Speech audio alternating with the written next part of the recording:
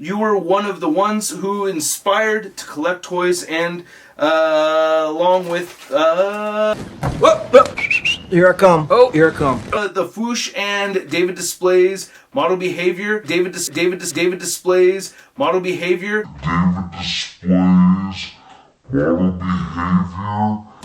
I don't know how to put this, but I'm kind of a big deal. People know me.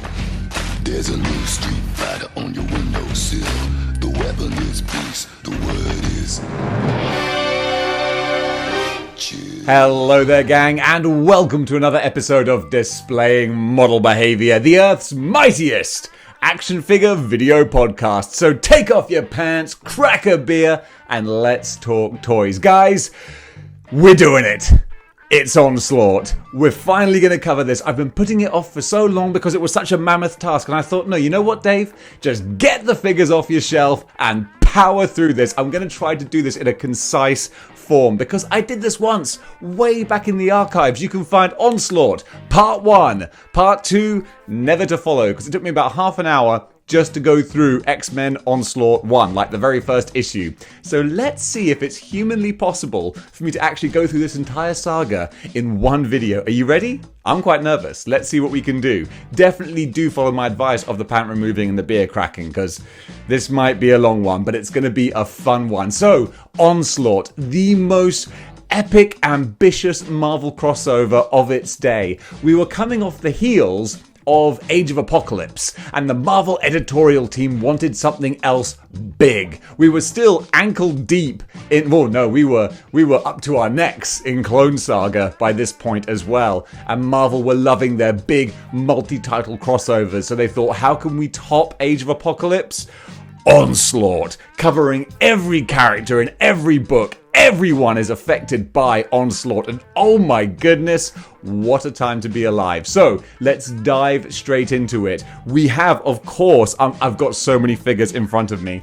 We have the big bad himself, Onslaught. Who is Onslaught? I'm going to give you the backstory, even though I'm sure you already know, you educated folk, you.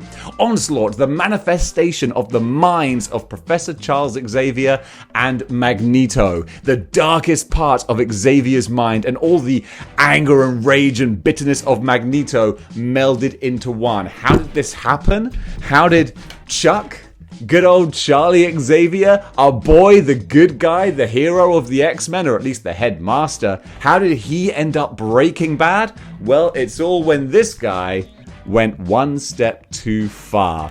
So if we go way back, but only for a short time, to the Fatal Attractions crossover, the X-Men are storming Magneto's base of Avalon, and they are bringing the fight to him, and Wolverine, being the crazy knucklehead that he is, he goes one step too far and he slashes at Magneto. Magneto is like, you know what?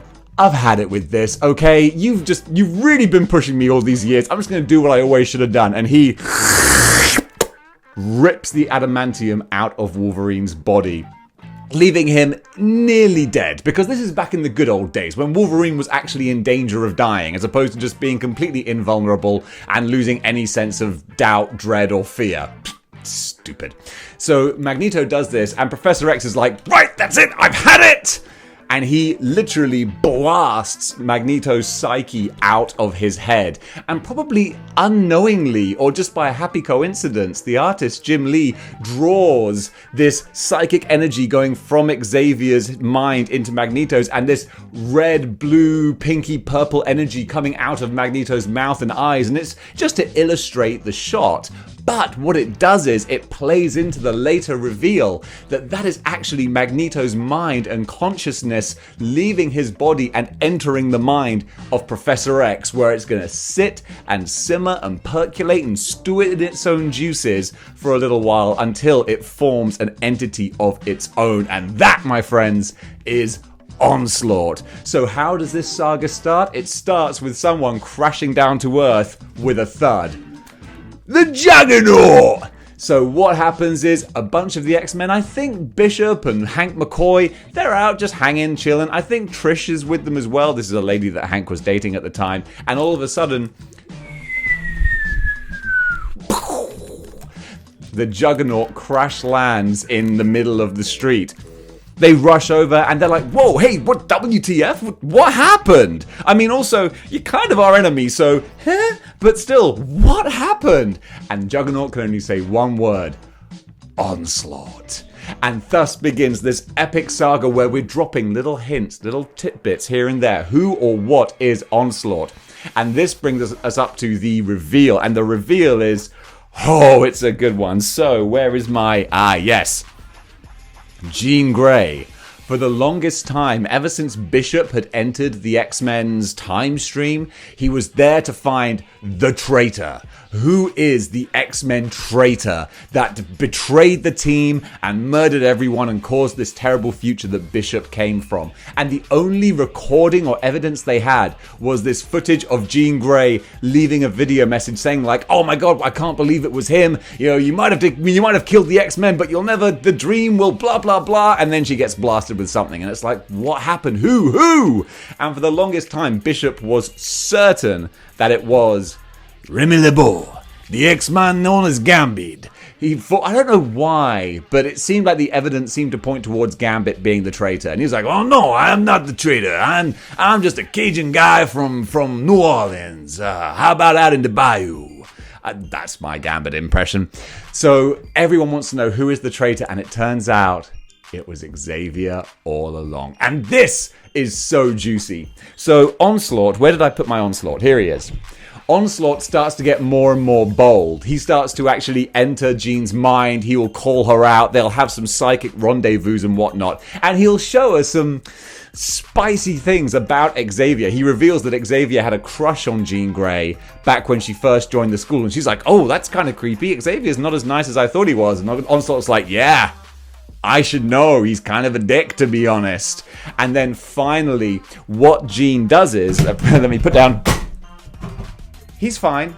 It's fine. It's not broken. It's definitely not broken. I'm not even going to cut it. It's fine.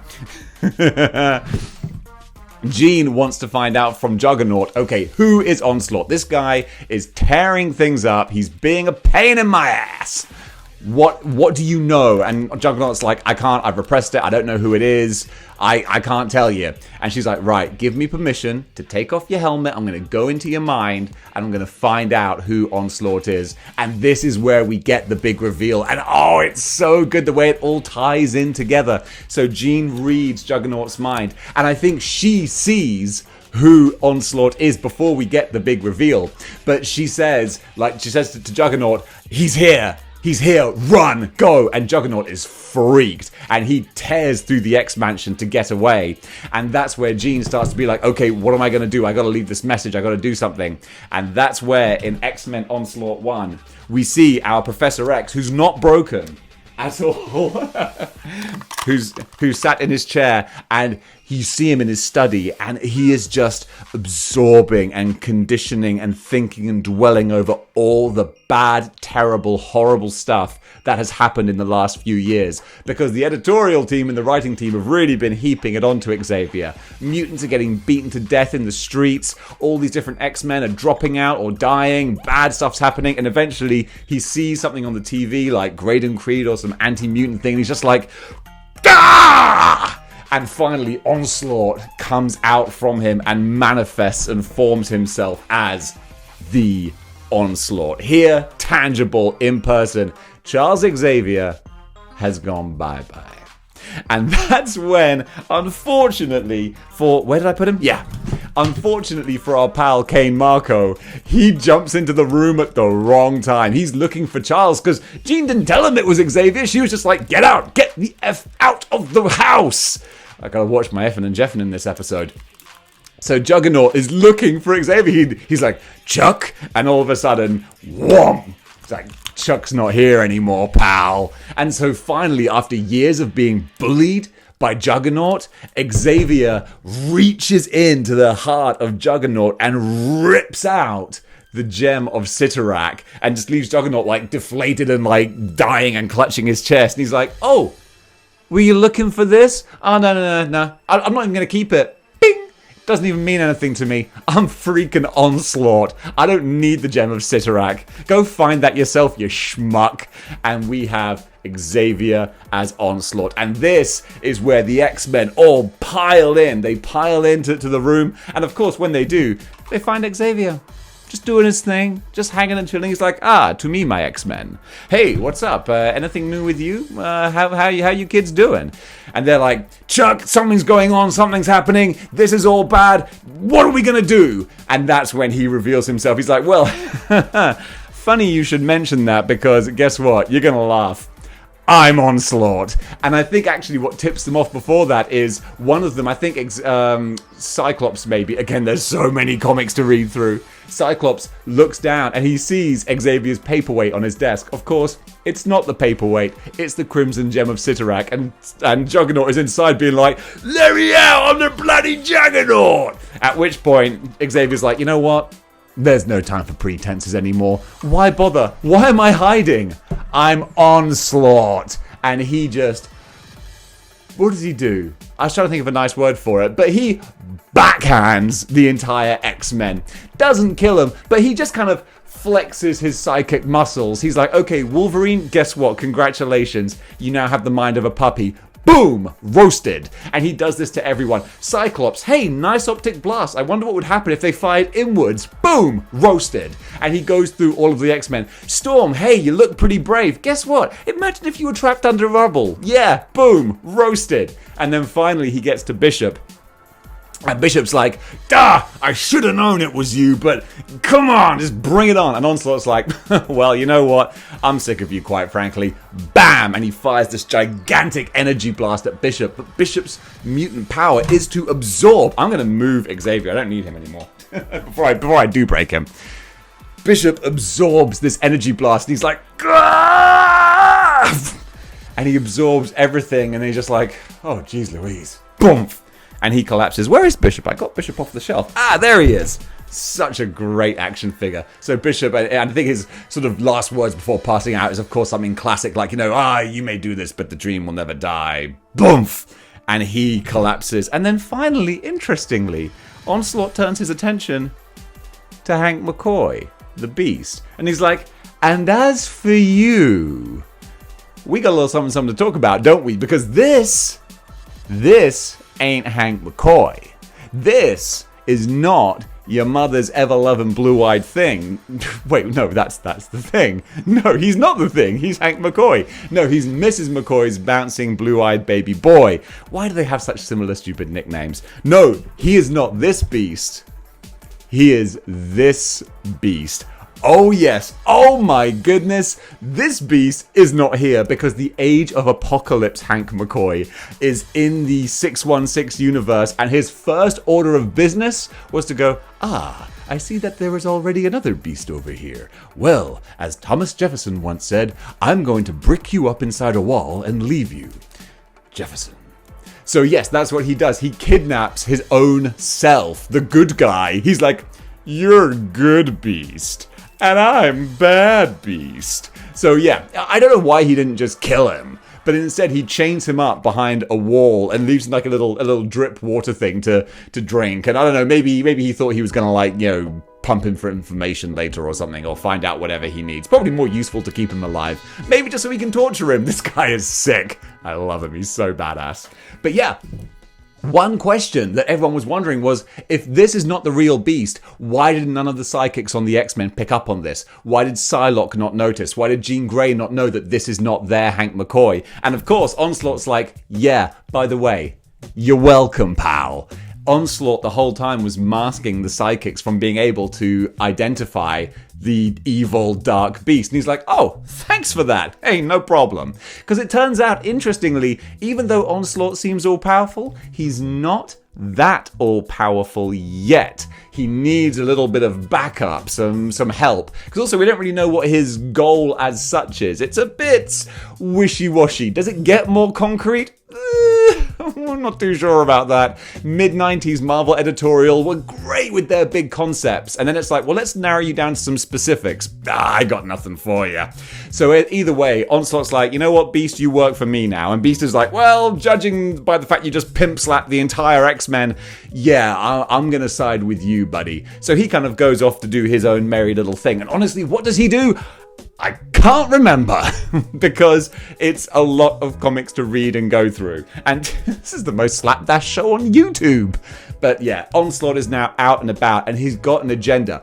First thing on the agenda is an army. And why did I make this video a month before the HasLab Sentinel releases? Because he needs an army and he's got a whole bunch of Sentinels. I think over in X Factor is where maybe it is Dark Beast.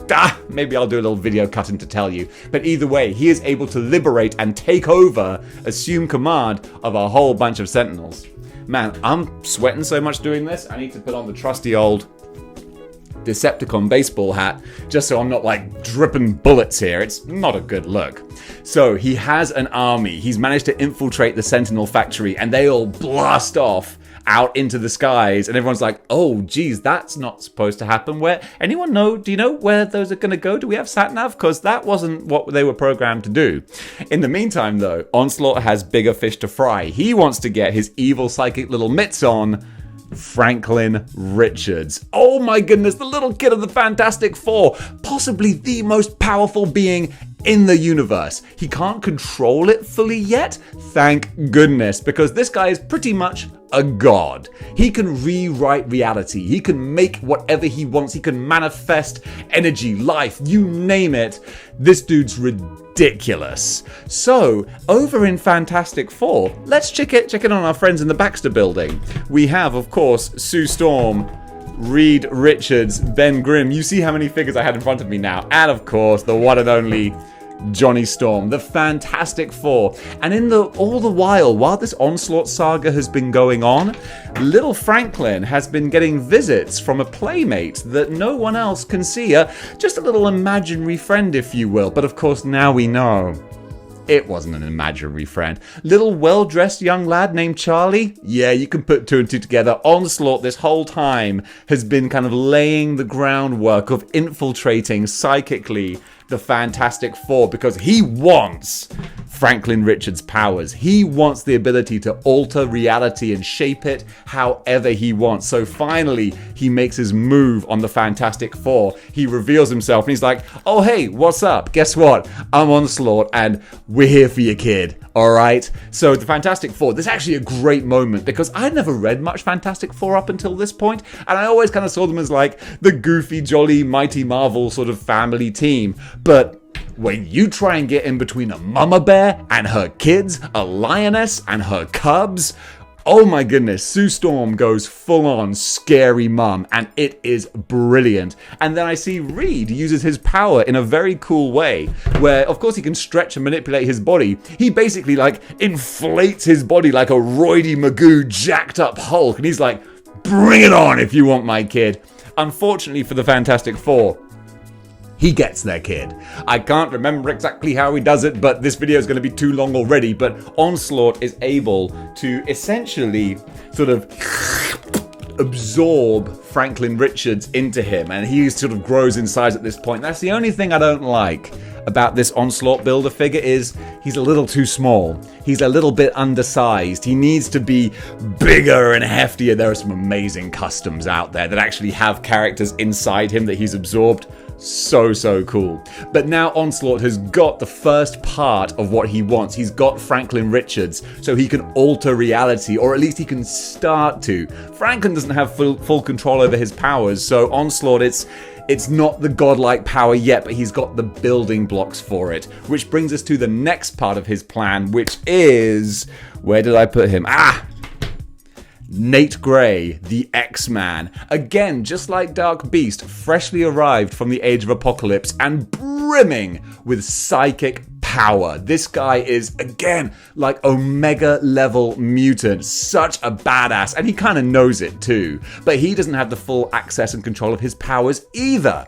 Now, Onslaught's like, okay, I've got Franklin and he can totally dominate pretty much everything. But he doesn't have the psychic touch. I need the psychic. I need Nate freaking Gray.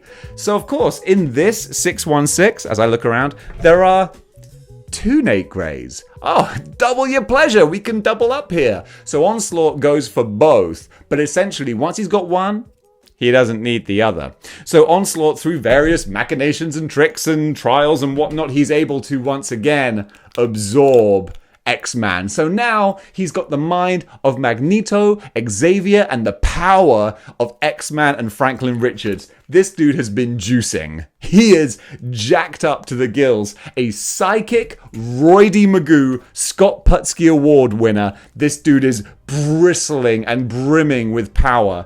So he makes a base in the middle of, what is it? Central Park. Thank you. My brain was saying Times Square. No, Central Park. Using Franklin Richards' reality warping abilities, he manifests out of nothing a giant citadel in the middle of Central Park. And he's like, this'll do. I'm going to set up shop here. And I always thought it was kind of funny, like, why? Onslaught is a psychic being. Why does he need a citadel? What's in there? Does he have a toilet in there? Does he have, like, a living room or a dining room? I've got 3 kitchens. I'm Onslaught. I always thought that was kind of funny. It makes sense to have a base, I guess, but I always thought it was amusing.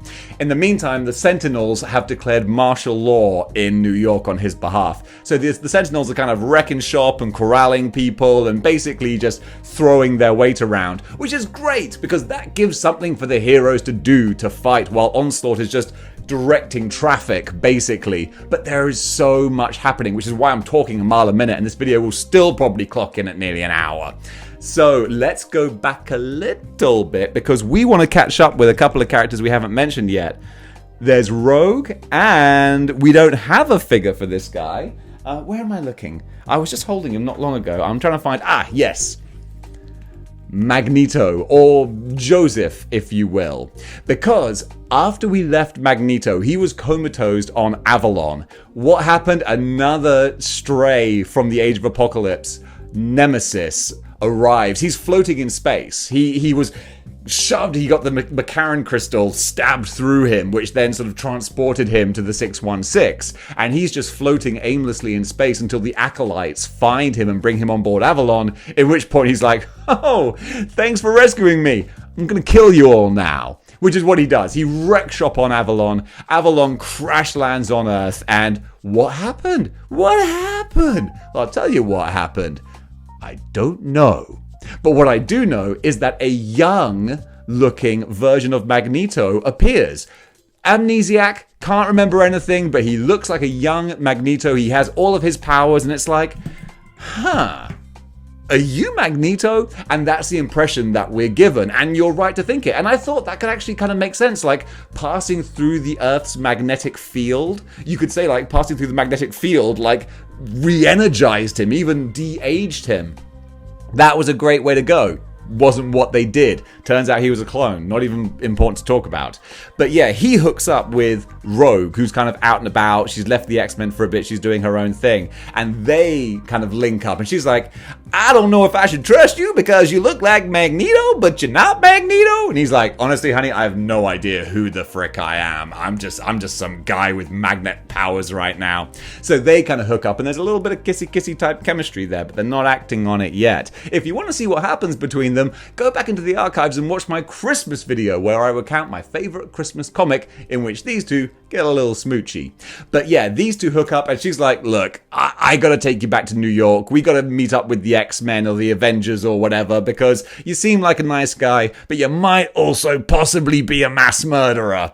I don't know. Gonna have to roll the dice on this one. So she brings him to the Avengers, I believe. And that's where we get a little bit of a family reunion. Quicksilver is like, Dad, I hate you. And of course, they sort of start fighting because the Avengers are like, Rogue, what are you doing? It's Magneto. You got to get away. This is not going to end well. She's like, no, sugar, this is not Magneto, or it kind of is Magneto. I don't know. I'm not even sure if the editorial team know yet. They didn't. But either way, the Avengers are like, okay, this is all sort of a bit weird, but you seem to be alright, and we've just found out that a giant psychic being of unimaginable power has taken over New York, so let's go there. And they do. So the fight goes to New York. Now we have the Avengers, the recuperated X-Men, and the Fantastic Four all doing their best to fight off Sentinels, save the city, and try and attack Onslaught. And it's becoming a little bit of a mess, but it's great fun. And oh boy, do you have to read a lot of comics to get the full story. Speaking of the full story, we still have Cable. Cable is still out there, and Onslaught is none too happy about that because he's like, nah, I'm the psychic guy. You don't get to be the psychic guy. I'm the all-powerful one. You'll need to leave. Bye-bye, Felicia. So what does he do? He sicks the Hulk on him, and Cable has a real bad time. So Cable is fighting the Hulk. I think that's it. I know that Cable fights the Hulk, but I assume it's because Onslaught takes over his mind, but I'm not 100% on that. But it's kind of fun. So like, first of all, Cable's fighting our regular Jade Giant, and they're going back and forth. And to be honest, like, the Hulk is kind of whooping him because Cable's having a real bad time of it because his techno-organic virus is taking over his body. It's consuming him. So he's got a giant metallic arm that's spawning off of him. He's got all these spikes coming off of his face. He's not having a good time of it. And Hulk is just wrecking shop. And in a fun way, Cable tries to beat him psychically. So he tries to attack his mind, shut down various elements, and of course, all that does is bring out Joe Fixit. So we're having a Hulk smorgasbord, if you will. Every color of Hulk. Now he's gonna fight Joe Fixit, and it's like, oh geez Louise, could you, Lord, bear me a break. So now he's got to fight Joe Fixit. Fortunately for Cable, he gets a reprieve from Storm, the Weather Witch, and she's like, gods of wind, smite my jade enemy! And actually, I think she drops a diner on his head, and Cable's like, whew, well, thank goodness you got here, Storm. That's definitely the end of that, until it's not, because we get Hulk in his final form, rampaging Hulk, and it's like, oh, this is going to be a long day. You know that feeling when it's like, oh, I'm so far away from a sit down and a cup of tea.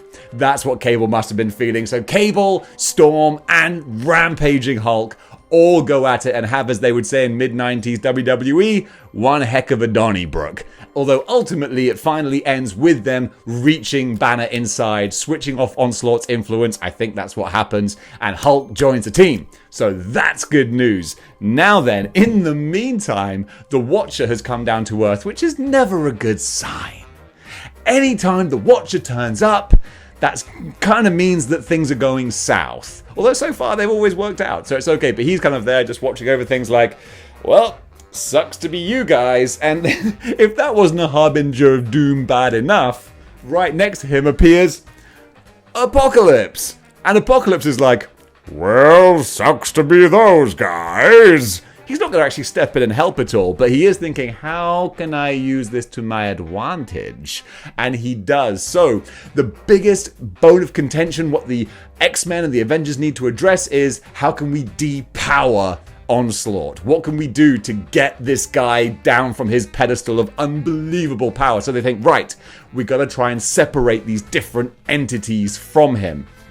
So what they do is, they go in psychically. I think, again, trying to remember here, not too easy. There's a lot of comics, and I have had quite a few blows to the head over the last few years. Legit, I have. So I believe the psychics, like Jean Grey, they all kind of manifest. And I think Apocalypse kind of helps them. He's like, if there is no world to rule over, then I cannot be the ruler of the world with no world to rule over. So he's like, I'm going to help you. I'm going to go in psychically with you, and we're going to retrieve Franklin. We're going to retrieve Nate Gray, and we're going to try to rescue Professor X if we can do.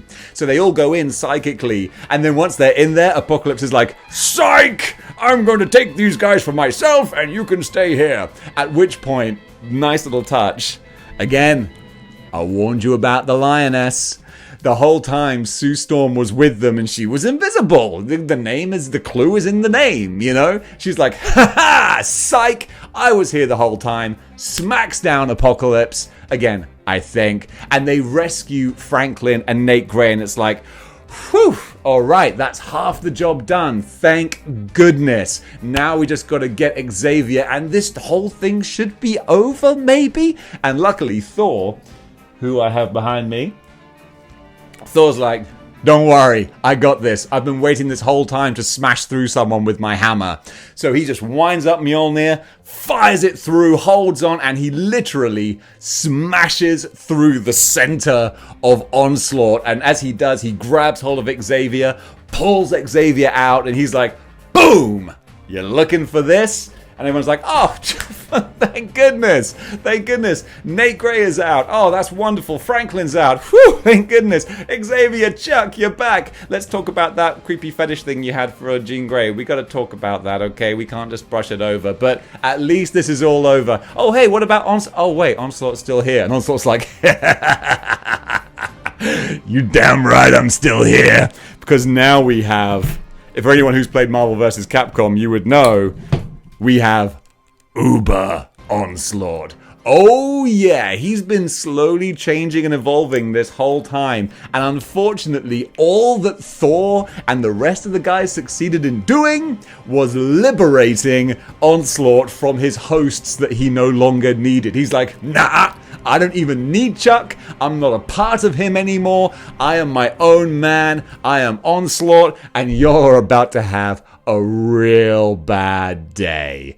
In the meantime, let's take a little diversion, if you will, because this is all happening in New York. This is all going on, and Sentinels are running amok, and there are some heroes who are not up there with the X-Men and Avengers level of A+ powers, but they want to help. So we have, interestingly, the Green Goblin, but not Norman Osborn. We have Phil Urich, the Green Goblin, a young kid who has just got these powers. He's found this equipment and he's trying to do good. And this is at the end of his series. It was an ongoing series, but only made it to about 13 issues. And the reason why the story ended is because he got his backside. I was trying to think of a nice word. He got his backside handed to him by the Sentinels, and his power lies really in his gear. He has some goblin formula, but it only sort of works when he's wearing the tech gear as well. So his mask gets destroyed, his equipment's all busted up, and he's like, well, I guess that's the end of the road for me as far as being a hero is concerned. Check back in about 20 years and we'll see what happens to him. But yeah, it's great to have him make an appearance and try and fight the good fight. Someone else who is fighting the good fight is... Did I not get his action figure out? I got so many figures here. Yeah, there we go. I should have got a 90s version, but still. The Punisher. The Punisher has a fun little arc as well, because there were two different types of Onslaught stories. They were broken up into Onslaught Phase and Onslaught Impact, I think. So comics with the Phase title were like important chapters, and comics with the Impact title were like, these are just ancillary stories of things that happened. And one of the things that happens is that a Sentinel brings down the SHIELD helicarrier. The SHIELD helicarrier crashes into the Hudson River, I think. My New York geography isn't great. But then, of course, this is just like a treasure trove of tech and weapons and everything that all these criminals descend upon, because they're like, dude, it's like open season. You could steal City Hall. It's like Christmas. Hey, bibbity boppity. So they all go and attack the SHIELD helicarrier to try and get what they can. The Punisher's like, well, looks like I'm going to have to murder a whole bunch of people. And he does. So that was a fun tie-in as well. And there's two more good tie-ins. First of all, we have my favorite one, which is the Spider-Man tie-in, which I mentioned in the Clone Saga. As I said, neck deep in Clone Saga, Ben Reilly is now Spider-Man, but Peter Parker is back in New York. He retired, he lost his powers, but wouldn't you know it, they're coming back. They're spotty and sporadic, but they are back to an extent. So Ben Reilly is like, the Sentinels are trashing New York, let's team up. And we get the Parker brothers, which we never got enough of, I feel, during the Clone Saga. It was always like, Ben Reilly's doing his thing, Peter's doing his thing, and then they kind of interact. But especially once Ben Reilly became Spider-Man, I wish we could have got the two Spider-Men together. Hopefully in the new Ben Reilly stories coming out in the current comics, we might get that. But in the meantime, there are a couple of really cool issues where Ben and Peter team up to defeat and fight the Sentinels and protect people in New York. Really cool story. And then finally, we actually get the backstory behind how Onslaught was formed, because we still don't totally know that at this stage. So we have a fun little story with Wolverine and Elektra, and this is back when Wolverine has gone full feral. He rejected the adamantium that the Apocalypse Horsemen, or not Horsemen, what were the name of Apocalypse's? The Riders, the something Riders. It'll come to me. Dark Riders! The Dark Riders tried to turn Wolverine into an Apocalypse Horseman, and he rejected the adamantium and just went completely feral and bonkers and turned into like a Wolfman type thing. It was kind of...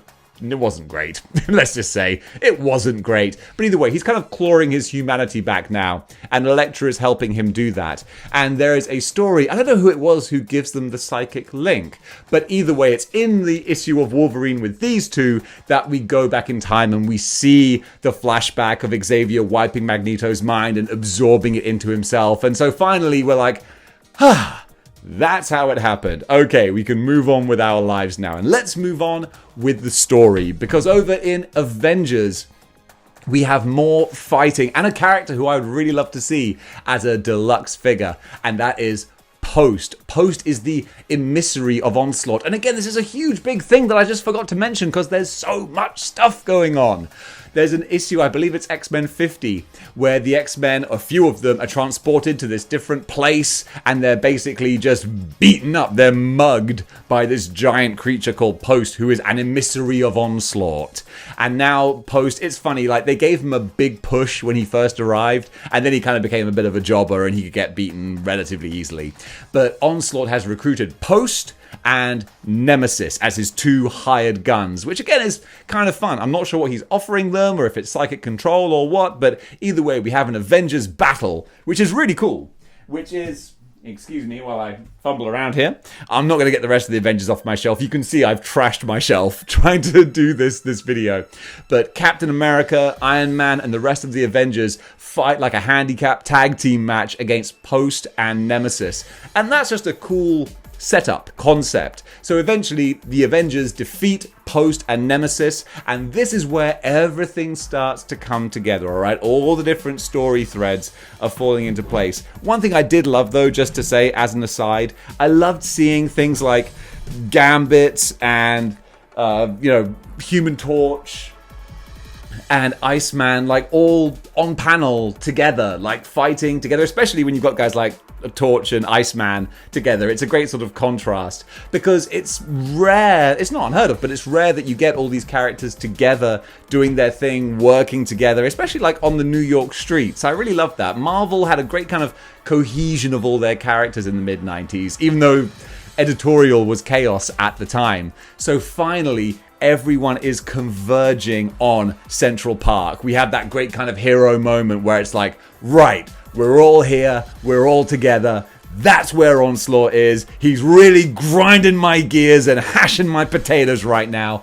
Let's bring the fight to him. And boy, howdy do they. It is a big, massive climax. Let me just look around here, see what figures I still need to finish off. So yeah, while this whole climax is going on, the Watcher is watching, Apocalypse is observing, and of course, Dr. Doom is checking out the lay of the land, because he's like, where there is crisis, there is opportunity. You might want to call it a opportunity. So he wants to see how this is going to play out. And meantime, just all the heroes basically just dogpile on Onslaught. There's not much in the way of a battle plan, it wouldn't seem. It's just a classic Avengers assemble, let's get this guy. And Onslaught's like, oh yeah, okay, bring it on. Let's see how that works out for you. Oh yeah, pinky flick. This ain't working. So, in a very cool move, the Hulk, who again is back on the side of the Angels, Cable sort of reached his mind, the Hulk is with them, and he turns to Jean Grey and he's like, look, the problem is I'm not as powerful as I could be. You need to switch off the Bruce Banner part of my brain, because Bruce Banner is always holding Hulk back. He's keeping Hulk in check. He's like, you got to switch off Bruce and just leave Hulk. And Jean's like, you sure you want to do that? You don't want to quit it with the Hulk thing? He's like, nope, do it. She's like, okay. And that's really cool. She basically psychically switches off Bruce Banner, and then we just get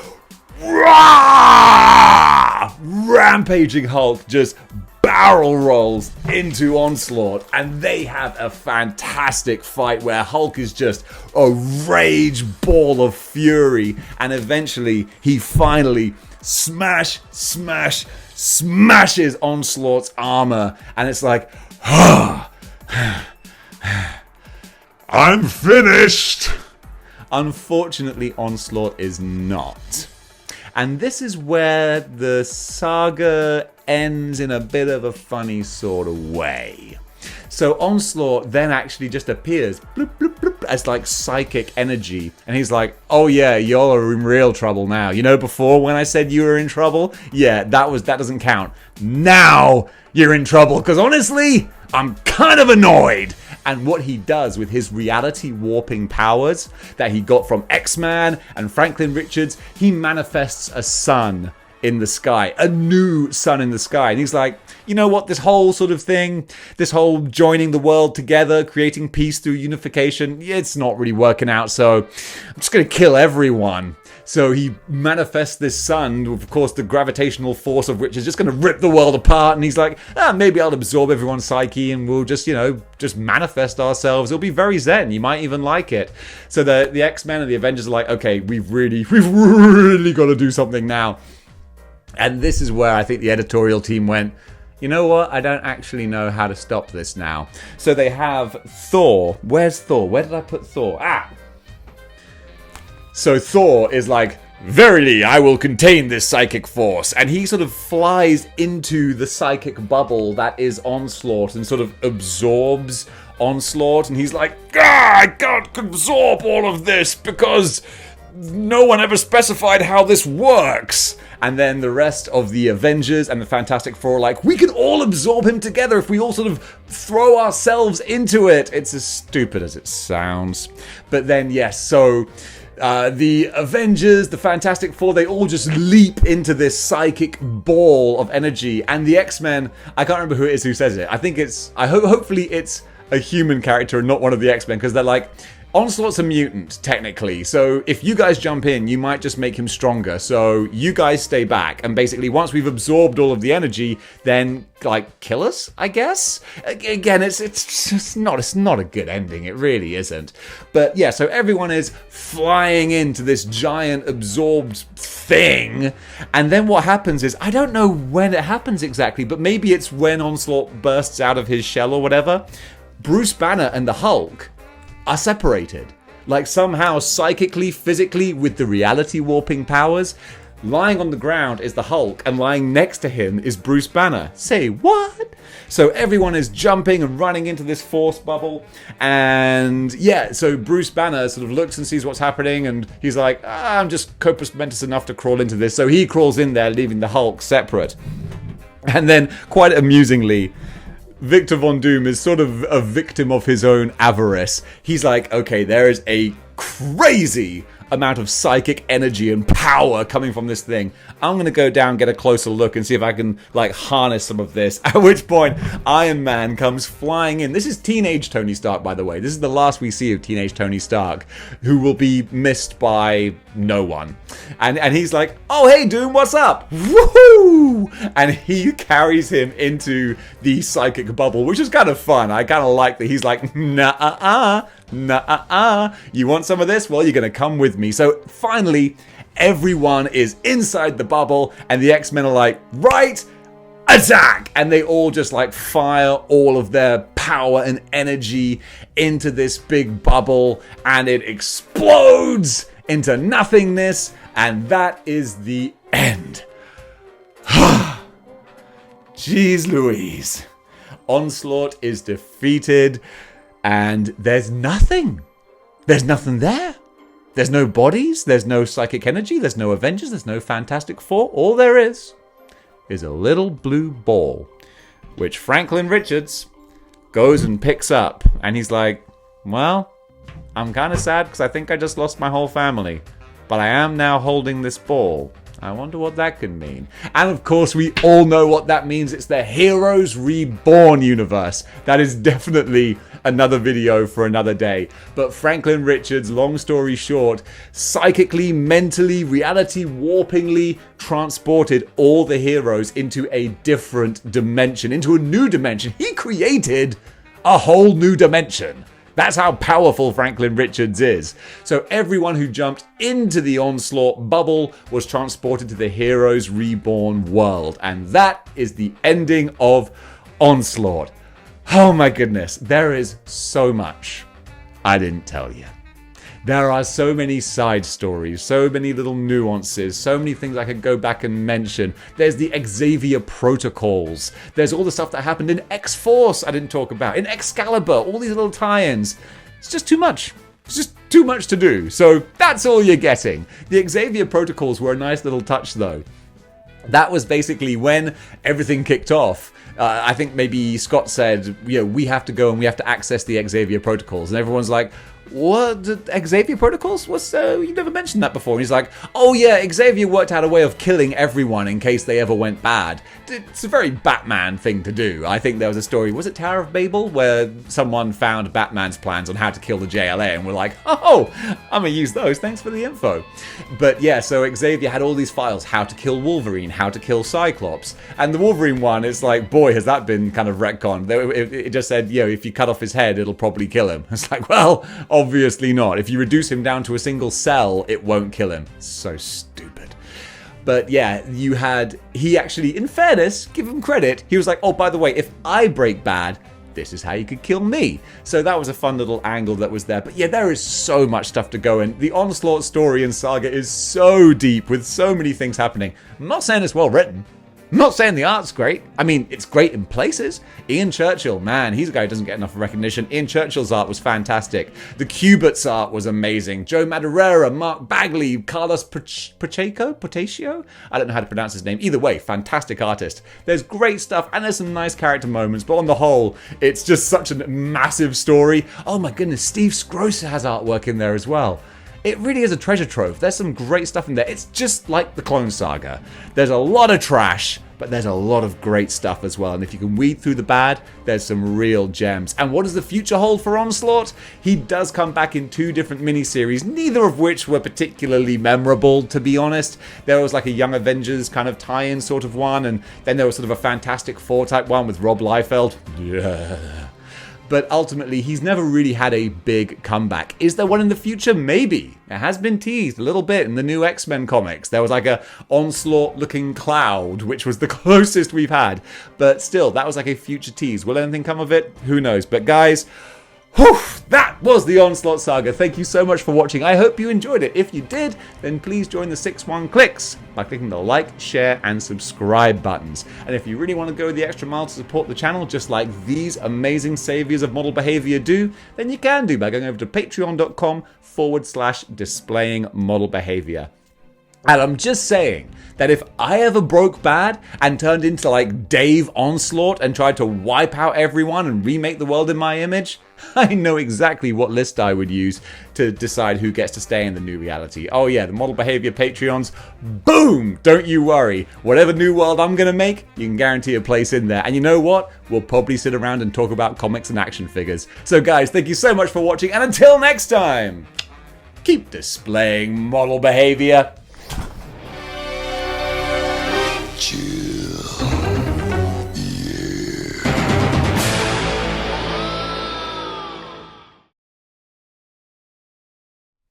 Hello there, gang, and welcome to another episode of Displaying Model Behavior. The dubious. Hello there, gang, and welcome to another episode of Did I press record? I don't know.